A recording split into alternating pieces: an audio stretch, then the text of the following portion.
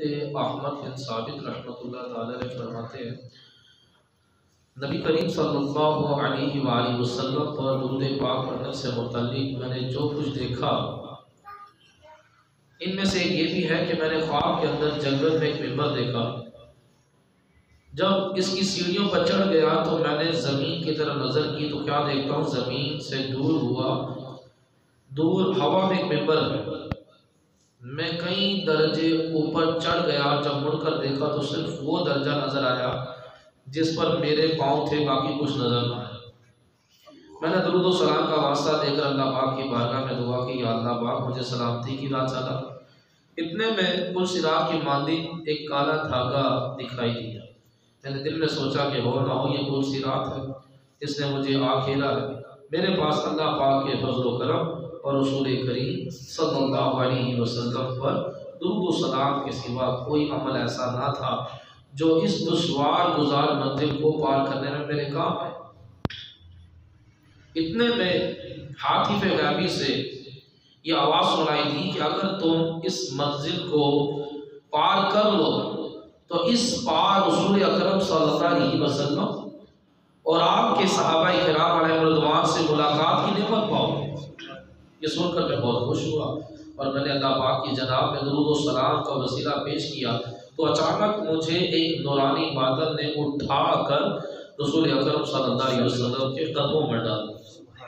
تو کیا دیکھتا ہوں کہ سرکار مدینہ صلی اللہ علیہ وسلم تشریف فرما ہے اور آپ کی سیدھی جانب صدیق اکبر رضی اللہ تعالیٰ عنہ، بائیں جانب فاروق اعظم رضی اللہ تعالیٰ عنہ، پیچھے عثمان غنی رضی اللہ تعالیٰ عنہ اور حضرت مولا علی رضی اللہ تعالیٰ عنہ بھی سامنے کھڑے۔ میں نے عرض کی کہ حضور آپ میرے ضامن یعنی ذمہ دار ہو جائیے، تو فرمایا کہ میں تمہارا ضامن ہوں اور تمہارا خاتمہ بالخیر ہوگا، یعنی اچھی حالت پر وفات ہوگی۔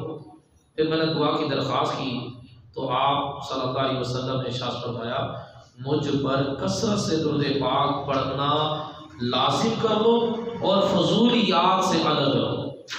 نبی کریم صلی اللہ تعالیٰ علیہ وسلم نے ارشاد فرمایا کہ درود و سلام کی کثرت، آقا دو عالم صلی اللہ تعالیٰ علیہ وسلم نے ارشاد فرمایا کہ جب کوئی حاجت پیش آ جائے، جب کوئی پریشانی ہو یا کوئی حاجت درپیش ہو تو مجھ پر کثرت سے درود شریف پڑھو، کیونکہ درود پاک دکھ، درد اور مصیبتوں کو دور کرتا ہے اور رزق میں اضافہ کرتا ہے۔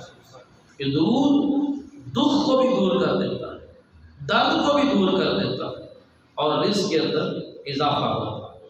اللہ تبارک و تعالی ہمیں کثرت کے ساتھ درود و سلام پڑھنے کی توفیق عطا فرمائے۔ صلو علی الحبیب صلی اللہ تعالی علی محمد وصلی اللہ تعالی علیہ وآلہ وسلم۔ احساس کمتری ایک مرض ہے، یہ مرض انسان کی زندگی سے سکون کو کھینچ لیتا ہے اور آخرت کی تیاری سے بندے کو یکسر غافل کر دیتا ہے۔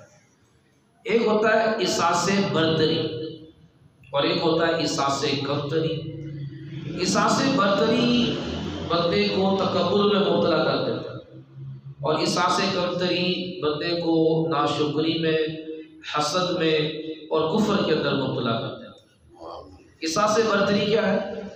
میں امیر ہوں یہ غریب ہے، میں طاقتور ہوں یہ کمزور ہے، میں خوبصورت ہوں یہ بدصورت ہے، میں گورا ہوں یہ کالا ہے، میرے کپڑے اچھے ہیں اس کے کپڑے اچھے نہیں ہیں، میرے پاس گاڑی ہے اس کے پاس گاڑی نہیں ہے، میرے پاس بنگلہ ہے اس کے پاس جھوپڑی ہے۔ یہ کیا ہے؟ احساس برتری کہ میں تو بڑا ذہین ہوں یہ ذہین نہیں ہے، میرے پاس تو بڑا علم ہے اس کے پاس علم نہیں ہے، میں تو بہت بڑے گریڈ کا، میرے پاس تو بڑا ایکسپیرینس ہے اس کے پاس ایکسپیرینس نہیں ہے۔ یہ ہے احساس برتری، یہ بندے کو تکبر میں مبتلا کرتا ہے اور سامنے والے کو بندہ حقارت کی نظر سے دیکھنا شروع کر دیتا ہے، تو تکبر کرنے والا ہلاک ہو جاتا ہے۔ اللہ تبارک و تعالیٰ جو بھی نعمت عطا کرتا ہے اس کو بدلہ اللہ کی عطا سمجھے۔ اگر اللہ تبارک و تعالیٰ نے طاقتور بنایا ہے، خوبصورت بنایا ہے، اللہ تبارک و تعالیٰ نے جو بھی نعمت عطا کی ہے اس کو اللہ تبارک و تعالیٰ کا کمال سمجھے، نہ کہ بندہ تکبر کے اندر آ جائے، عاجزی کرے کہ ساری کرے۔ نبی کریم صلی اللہ علیہ وسلم کو جو اللہ پاک نے حضور کو عطا کیا کسی اور کو کیا عطا کیا ہوگا؟ ایک شخص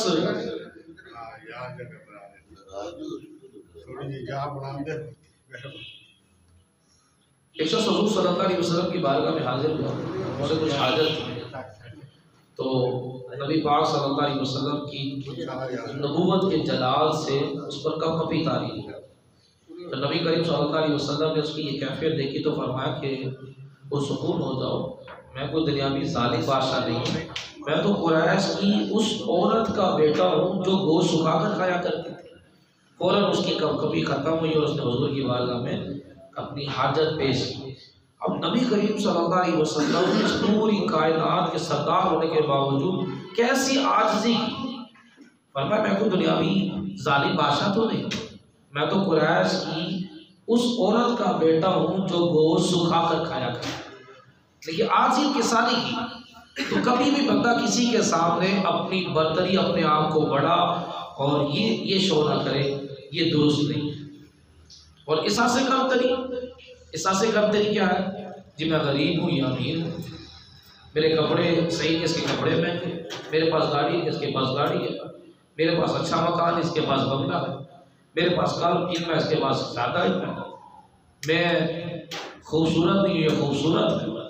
یعنی کہ اس طرح بندہ احساس کمتری کا شکار اور اپنے آپ کو بالکل حقیر، فقیر، غریب، مسکین سمجھ کر ساری زندگی یہی گزار دیتا ہے، اللہ تعالیٰ کی بھی ناشکری کرتا ہے اور سامنے والے سے حسد بھی کرنے میں پڑتا ہے اور بسا کا کفریات کے اندر بھی مبتلا ہو جاتا ہے۔ اللہ تبارک و تعالیٰ دشمنوں کو دے رہا، ہمیں نہیں دیتا۔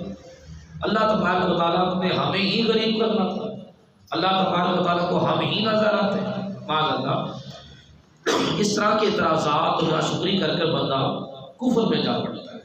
تو احساس کمتری بندے کی دنیا اور آخرت کو تباہ و برباد کر کر رکھ دیتا ہے، اور جو احساس برتری ہے یہ بندے کو طنز اور طعنے اور ہنسی اور مذاق کے اندر بھی مبتلا کرتا ہے۔ حضرت عبداللہ بن مسعود رضی اللہ تعالیٰ عنہ یہ درخت پر چڑھے مسواک لینے کے، تو ہوا چلی تو ان کی پنڈلی سے ان کی تہمت ہٹ گئی اور ان کی پنڈلیاں نظر آنا شروع ہوئی۔ تو ان کی پنڈلیاں بہت سوکھی سوکھی تھی، بالکل کمزور سی تھی۔ تو جب پنڈلیوں پر نظر پڑی تو لوگ ہنسے۔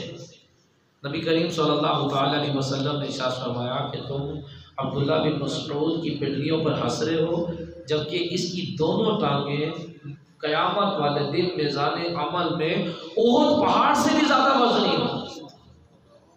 ہنسنے کی اجازت نہیں ہے کہ کسی پر ہنسا جائے، کسی کے بیچارے کی آنکھیں ٹھیک نہیں ہے تو اس پر ہنس رہے ہیں، کسی کا قد ٹھیک نہیں ہے تو اس پر ہنس رہے ہیں، کوئی زیادہ لمبا ہے تو اس پر ہنس رہے ہیں، کوئی زیادہ سوکھا ہے تو اس پر ہنس رہے ہیں، کوئی زیادہ موٹا ہے تو اس پر ہنس رہے ہیں، کوئی زیادہ کالا تو اس پر ہنس رہے ہیں۔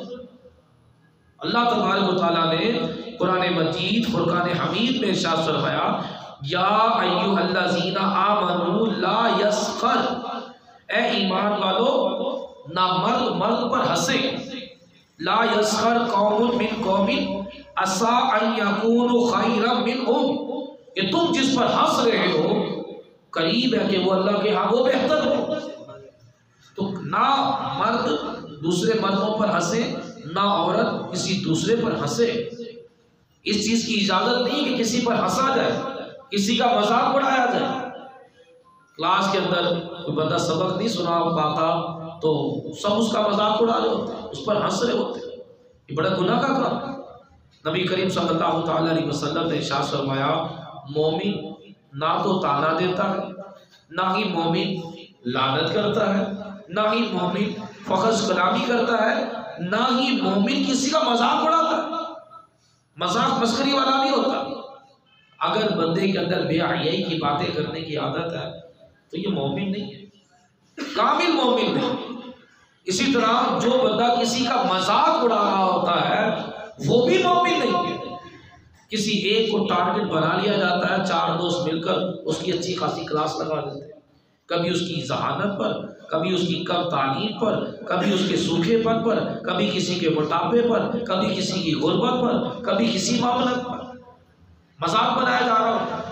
اللہ تبارک و تعالیٰ واضح طور پر قرآن میں ارشاد فرمایا، یا ایھا الذین آمنوا لا یسخر، کسی پر ہنسو نہ، جس پر تم ہنس رہے ہو سکتا ہے کہ یہ تم سے بہتر ہو۔ اور بندہ بھی بسا اوقات اپنے سوکھے پن کی بنا پر احساس کمتری کا شکار ہو جاتا ہے، زیادہ موٹاپے کی بنا پر احساس کمتری کا شکار ہو جاتا ہے، یا دنیاوی آسائش سے کم ہے تو احساس کمتری کا شکار ہو جائے گا۔ فلاں کے پاس موٹر سائیکل ہے، میرے پاس سائیکل نہیں ہے، جس کے پاس موٹر سائیکل ہے وہ کہتا ہے میرے پاس موٹر سائیکل ہے، میرے پاس کار نہیں ہے، جس کے پاس کار ہے وہ کہتا ہے میرے پاس پراڈو نہیں ہے۔ اس طرح بندہ جو ہے وہ دنیاوی معاملات میں بڑھتا چلا جاتا ہے۔ تو جسمانی طور پر بھی احساس کمتری کا شکار نہیں ہونا چاہیے، کیونکہ اللہ تبارک و تعالیٰ نے ارشاد فرمایا لقد خلقنا الانسان فی احسن تقویم، کہ ہم نے انسان کو اچھی صورت پر بنایا۔ جب اللہ تبارک و تعالیٰ فرما رہا ہے کہ ہم نے انسان کو اچھی صورت پر بنایا ہے، تو آپ کیوں اپنے آپ کو بدصورت سمجھ رہے ہو؟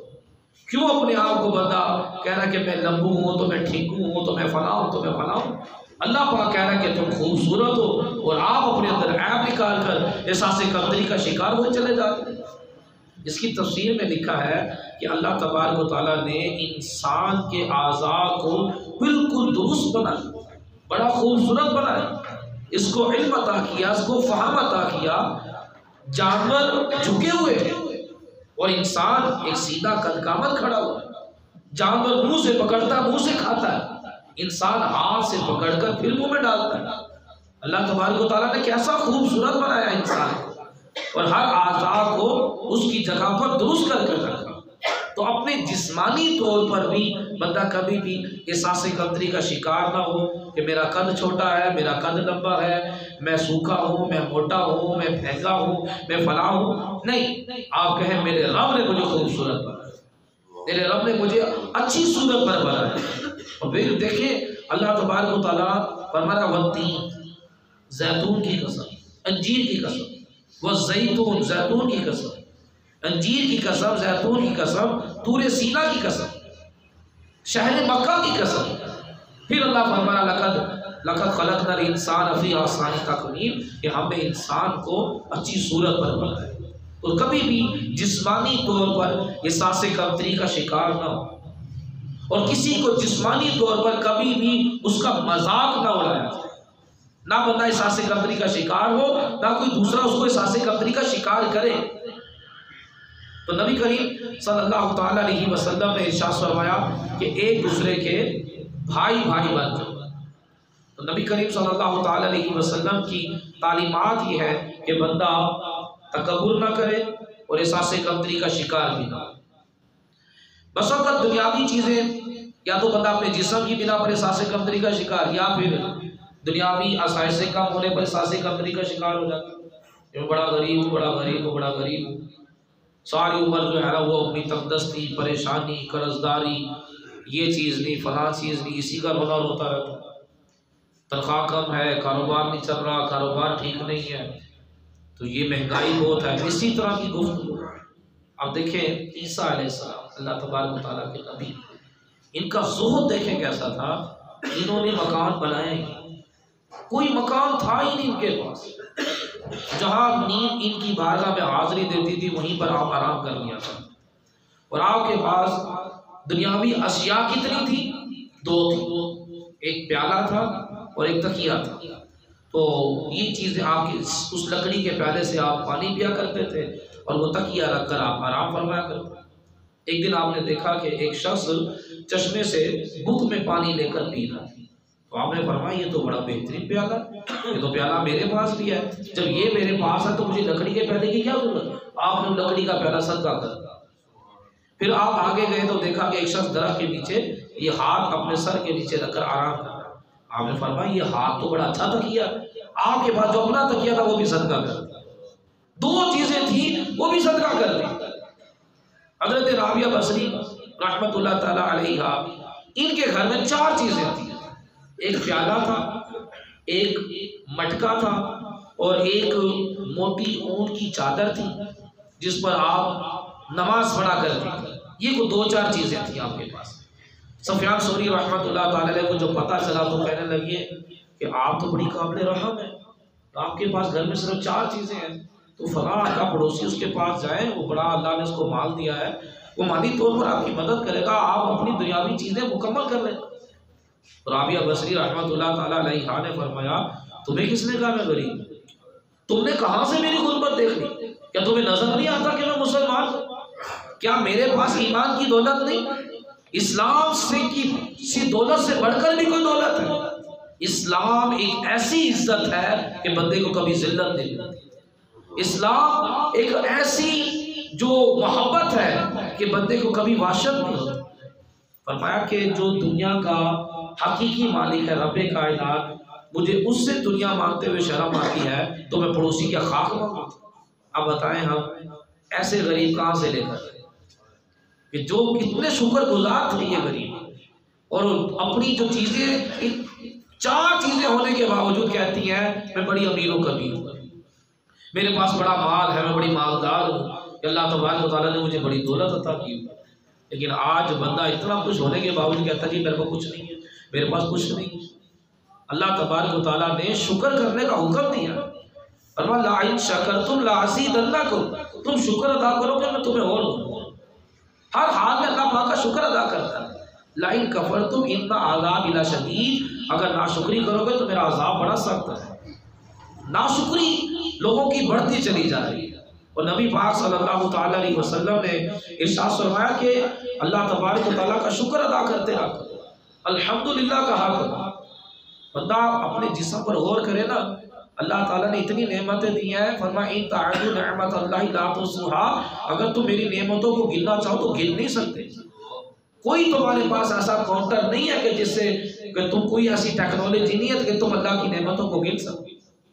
یہ دیکھیں یہ جو ہماری پلکیں ہیں یہ آٹومیٹک بند ہو جاتی ہے، کوئی پتھر کوئی تیکا لگنے لگتا ہے تو اپنے آپ یہ بند ہو جاتی ہے، یہ قدرت کا نظام ہے۔ تو ایک بڑا امیر ترین انسان تھا، اس کو یہ مرض لگ گیا کہ اس کی آنکھ بند نہیں ہوتی، لاکھوں روپے خرچ کیے لیکن اس کا یہ مرض ختم نہیں۔ کسی نے پوچھا کہ آپ کی کیا خواہش ہے؟ کہتا میری اس سے بڑھ کر اور کیا خواہش ہوگی کہ میری آنکھ بند ہو جائے۔ اب یہ آنکھ کا بند ہو جانا یہ بھی اللہ پاک کی کتنی بڑی نعمت۔ غور کریں، لاکھوں روپے لگا دیا اس نعمت کو حاصل کرنے کے لیے کہ مجھے یہ نعمت مل جائے کہ میری آنکھ بند ہو جائے۔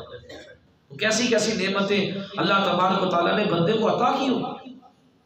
تو اللہ تبارک و تعالیٰ کا شکر ادا کرنا چاہیے ہر حال میں۔ الحمدللہ الحمدللہ، کیا حال ہے؟ الحمدللہ۔ کاروبار کیسا؟ الحمدللہ۔ نوکری کیسی جا رہی ہے؟ الحمدللہ۔ صحت کیسی؟ الحمدللہ۔ بچے کیسے؟ الحمدللہ۔ ہر حال میں اللہ تبارک و تعالیٰ کا شکر ہے۔ اللہ تبارک و تعالیٰ فرما رہا ہے کہ تم شکر کرو گے میں تمہیں اور زیادہ دوں گا۔ تو جب یہ بندہ الحمدللہ کہتا ہے تو نبی پاک صلی اللہ تعالیٰ علیہ وسلم نے ارشاد فرمایا الحمدللہ کہنا میزان کو بھر دینا۔ قیامت والے دن الحمدللہ کہنے پر جو بندے کو نیکیاں ملیں گی، جب اس کو میزان میں رکھا جائے گا تو میزان بھر جائے گا۔ کتنا آسان ہے الحمدللہ کہنا، اور ثواب دیکھیں کتنا زیادہ۔ ایک مرتبہ نبی پاک صلی اللہ علیہ وسلم نے فرمایا اپنی ڈھالیں اٹھا لو۔ صحابہ کرام علیہ رضوان نے عرض کی یا رسول اللہ کیا ہوا؟ دشمن نے حملہ کر لیا؟ فرمایا نہیں، سبحان اللہ الحمدللہ اللہ اکبر کہو، یہ سبحان اللہ الحمدللہ اللہ اکبر قیامت والے دن تمہارے دائیں بائیں آگے پیچھے تمہیں اللہ کے عذاب سے بچائے۔ یہ سبحان اللہ الحمدللہ یہ ڈھالیں ہیں جو قیامت والے دن بندے کو اللہ کے عذاب سے بچائے، جہنم سے بچائے۔ ایک طرح کی ہوگی تو نظام چلے گا نہیں۔ اب جو اگر سارے ہی امیر ہوں تو بتائیے امیروں کو جو ملازموں کی ضرورت پڑتی ہے وہ ملازم کہاں سے آئے؟ سارے ہی انجینئر ہوں تو مزدور کہاں سے ملیں؟ سارے ہی ڈاکٹر ہوں تو اللہ تبارک و تعالیٰ نے ہر انسان کو الگ الگ صلاحیتیں دی ہیں، اور اپنی صلاحیتوں کے مطابق محنت کرے اللہ تبارک و تعالیٰ اس کو کامیابی عطا فرمائے۔ ایک بندہ سست ہے، کاہل ہے، کرتا کچھ نہیں ہے اور پریشانی کے رونے روتا رہتا ہے۔ ایک غریب انسان ایک بنگلے کے پاس سے گزرا، اس کو بنگلہ بڑا پسند آیا تو اس نے دستک دی، کہا کہ میں بنگلے کے مالک سے ملنا چاہتا ہوں، اس کی ملاقات کروائے گی۔ کہتا ہے کہ آپ نے یہ بنگلہ خریدا، میں بھی خریدنا چاہتا ہوں، کیا طریقہ ہے؟ اس نے کہا جاؤ فٹ پاتھ پر ٹافیاں بیچو۔ اس نے کہا میں بنگلہ خریدنے کی بات کر رہا ہوں، آپ مجھے فٹ پاتھ پر لے جا رہے ہیں۔ اس نے کہا کہ میں نے اپنے بزنس کی ابتدا فٹ پاتھ سے کی تھی، ٹافیاں بیچنا شروع کی تھی، ترقی کرتے کرتے آج میں نے بنگلہ خرید لیا۔ محنت، ہر کامیابی کے پیچھے ایک محنت ہوتی ہے۔ بندہ محنت کرے نا اور بس یہی کہتا ہے جی میں کچھ بھی نہیں ہوں، مجھ سے کچھ بھی نہیں ہو سکتا، میں کچھ کر نہیں سکتا، تو جو بندہ کہے نا میں کچھ کر نہیں سکتا وہ واقعی نہیں کر سکتا۔ اپنے اندر صلاحیت کو ڈھونڈے کہ میرے اندر صلاحیت کون سی ہے اور اس صلاحیت کے مطابق محنت کرے، اللہ تبارک و تعالیٰ اس کو کامیابی عطا فرمائے۔ کتنے لوگ ایسے ہیں کہ جن کو اپنی صلاحیتوں کا نہیں پتا، مختلف قسم کی ان کو صلاحیتیں دی جاتی ہیں، کسی کے اندر وہ سائنس کے حوالے سے بڑی صلاحیت ہوتی ہے، کسی میں میتھ کے حوالے سے بڑی صلاحیت ہوتی ہے، ہر طرح کی مختلف قسم کی لوگوں کو صلاحیتیں دی جاتی ہیں۔ کوئی ایسے ہیں جو بزنس نہیں کر سکتے، اس میں بزنس کی صلاحیت نہیں ہے، اس میں صرف جاب کی صلاحیت ہے۔ کچھ ایسے جس میں جاب کی صلاحیت ہے، اس میں بزنس کی صلاحیت ہے، وہ بزنس کرے گا، اپنی صلاحیتوں پر غور کرے کہ میں کیا کر سکتا ہوں اور ہمت نہیں ہارنی چاہیے۔ علامہ تفتازانی رحمۃ اللہ تعالیٰ علیہ یہ اپنی کلاس میں بڑے کمزور تھے، ان کو یہ سبق نہیں سناتے، بس اگر کو بڑی ڈانٹ پڑتی تھی، وہ بڑے شرمندہ بھی ہوتے تھے کہ روزانہ مجھے کلاس میں شرمندہ ہونا پڑتا، مجھے سبق نہیں آتا۔ برا انہوں نے ہمت نہیں ہاری، محنت کرتے رہے، پڑھتے رہے۔ ایک مرتبہ یہ اپنا سبق یاد کر رہے تھے، ایک شخص آج نے کہا آؤ باغ میں گھومنے چلیں۔ اس نے کہا آگے مجھے سبق یاد نہیں ہوتا، میں یاد کرتا ہوں صبح کو بھولا ہوتا ہے، اوپر سے تو مجھے باغ میں جانے کا کہہ رہے ہو، میں کو باغ میں جانے کے لیے کہتا ہوں۔ وہ اگلے دن پھر آیا، کہنے کہا آؤ باغ میں سے، آپ نے پھر انکار کیا۔ وہ اگلے دن پھر آیا، کہا کہ باغ میں تمہیں حضور بلا رہے۔ وہ فوراً بھاگے میں گئے تو جاگتی آنکھوں سے حضور کا دیدار کیا، حضور درخت کے نیچے جلوہ فرما رہے۔ حضور نے فرمایا میں تمہیں کئی بار بلایا تم آئے نہیں۔ انہوں نے کہا عرض کی یا رسول اللہ صلی اللہ علیہ وسلم مجھے معلوم نہیں تھا۔ پھر عرض کی یا رسول اللہ آپ میرا مرض جانتے ہیں۔ حضور نے اپنا لعاب ان کے منہ میں داخل کیا۔ اس کے بعد جب وہ اگلے دن کلاس میں گئے ایسا سبق سنایا کہ استاد کہنے لگے کہ آج تفتازانی تو وہ نہیں، محنت کرتے رہے،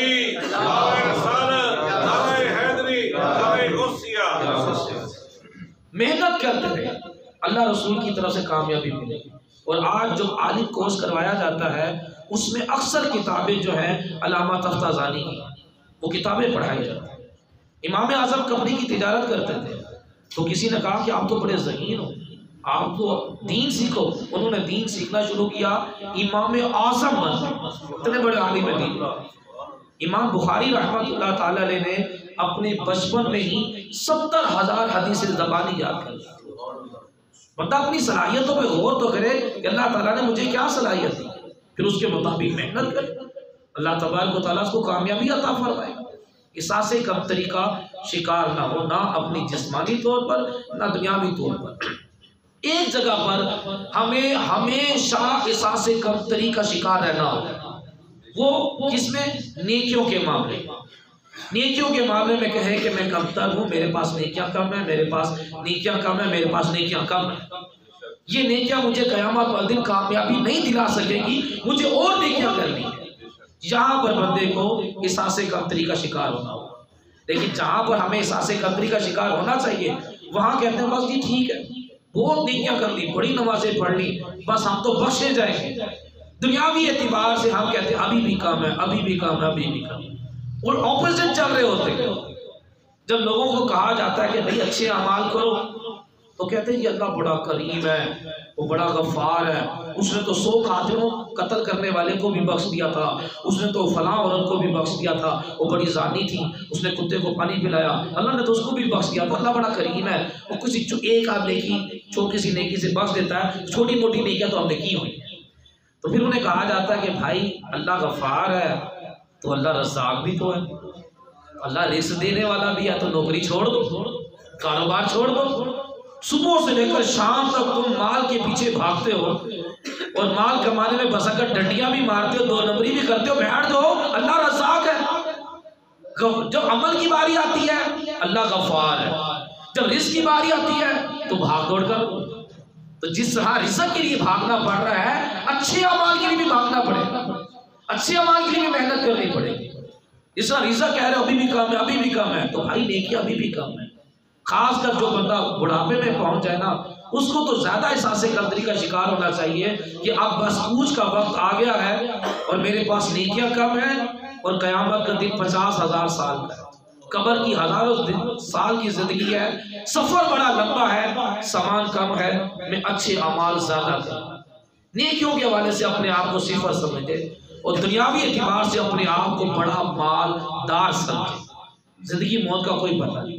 دیکھیں نا وہ لوگ مری میں گئے تھے ایک انجوائمنٹ کے لیے، انہیں نہیں پتا تھا کہ یہ سفر ان کے لیے موت کا سفر بن گیا.